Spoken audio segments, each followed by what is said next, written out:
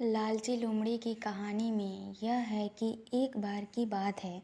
एक जंगल में एक चालाकी लोमड़ी रहा करती थी। गर्मियों के दिन थे और वह भूख से परेशान होकर जंगल में भटक रही थी।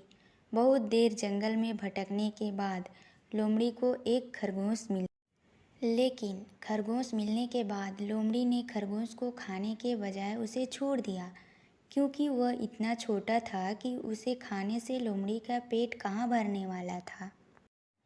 इसके बाद लोमड़ी आगे बढ़ी, फिर से जंगल में भटकने लगी। कुछ देर जंगल में भटकने के बाद भूखी लोमड़ी को एक हिरन दिखा। हिरन को देखते ही लोमड़ी के मुंह में पानी आ गया। लोमड़ी हिरन को पकड़ने के लिए उसके पीछे दौड़ने लगी। लोमड़ी ने अपनी पूरी ताकत से हिरन का पीछा किया, पर हिरन लोमड़ी की पकड़ में नहीं आया। अब लोमड़ी खाने की तलाश में बहुत ही थक चुकी थी। जब लोमड़ी के हाथ हिरन भी नहीं लगा तो लोमड़ी सोचने लगी कि इससे अच्छा होता वह छोटे से खरगोश को ही खा लेती, जिसको उसने छोड़ा था।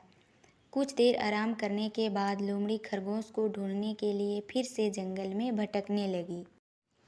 जंगल में खरगोश को ढूंढते हुए लोमड़ी वहां पहुंची जहां उसने खरगोश को देखा था, लेकिन लोमड़ी को वहां खरगोश नहीं दिखा।